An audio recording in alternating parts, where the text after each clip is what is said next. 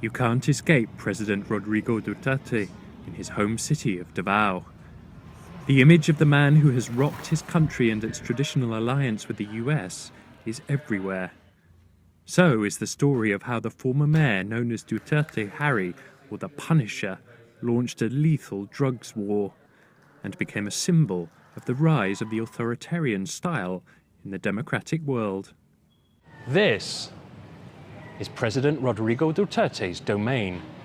As mayor of Davao City below me for more than 20 years, he stamped his imprint with crackdowns in areas ranging from organised drugs crime to smoking in public. This makes Davao an excellent place to look for clues as to what has shaped the man who now governs his country and has shaken up the geopolitics of Asia. The official narrative of how Mr. Duterte rescued a city once plagued by gangs and terrorists has spawned such popular devotion that there's even a range of perfumes for those who want a scent that evokes their mayor-turned-president.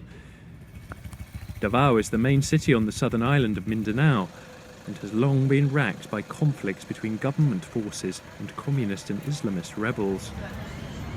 These days, it's not a place to step out of line, and the idea that a heavy security force presence is the price of safety is accepted by many. We don't feel afraid, and we don't afraid to our policemen, to our soldiers, because they are not here to harm us, but they are here to protect us. It is for our own security that they are around. Some of Mr. Duterte's longtime Davao associates go even further and give an insight into the ruthlessness of an anti-drugs campaign in the city that the president has now rolled out nationally. Sonny Dizon is a businessman who owns a crocodile park outside the city. He admits he used to take crystal meth himself, yet he says the deaths of thousands of suspected drug users and dealers under the Duterte administration so far are necessary. Well, of course, when you clean up dirt, there has to be the dirt has to be thrown away. So the bottom line is minimize all the supply or cut the supply. The ultimate objective is totally cut it. And if more people die because of that? So be it, because they're destroying the next generation. Those who see an autocratic streak in Mr. Duterte include his own sister, Jocelyn. She says she has had a love and hate relationship with her brother. But she says she has viewed her brother more positively since she came back to Davao after a long time away and saw the improved security. I was one of his critics. Everybody here knew that in Davao. The mayor has a very authoritarian manner. I thought to myself, maybe I was wrong. He may be an authoritarian in that sense, but I think that's what the Filipino people need. Mr. Duterte profited in the 2016 presidential election from being seen as a candidate from outside the dynastic Manila elite. But Davao has its own tight-knit establishment. Sammy Uy was one of the biggest donors to Mr. Duterte's election campaign and says he has lent the president money over many years, some noted down in his pocketbook. Mr. Uy says his money isn't buying him favours, although he did get access to an October meeting between the president and the Japanese Prime Minister Shinzo Abe.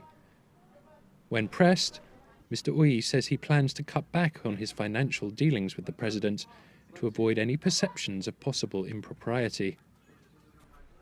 Yeah, in the meantime, I'll do that. I'll try to do it. People in Manila cannot understand. They will just want to make stories out of it. The mayor never show any favor to us, to our family. He's very strict in doing that, especially in business. He don't want to be tainted with corruption.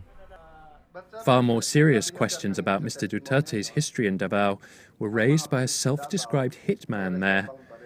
He told a September 2016 Senate hearing that he was involved in a death squad that killed about 50 people under Mr. Duterte's orders. The presidency denied those allegations, but Mr. Duterte has since spoken of how he personally hunted down drug suspects to kill when he was mayor. The president may have high public approval ratings, but some condemn his deadly drugs campaigns and even query whether the one in Davao was effective in stamping out crime. Father Armando Picardal lived in the city for many years and is sceptical of Mr. Duterte's promises to clean up the nation as he allegedly did his island fiefdom. There is a belief among so many people that President Duterte is a savior of our country. But I think this is a myth because Davao was never crime-free. Davao was never the paradise that he claimed it is. And that I don't believe that he can by himself change our society. For now, this bicycling priest is in a minority sounding the alarm about Mr. Duterte. But if the bloodshed under his rule continues, the battle over the rule of this provincial enforcer turned president will surely grow more ferocious. Michael Peel, Financial Times, Davao.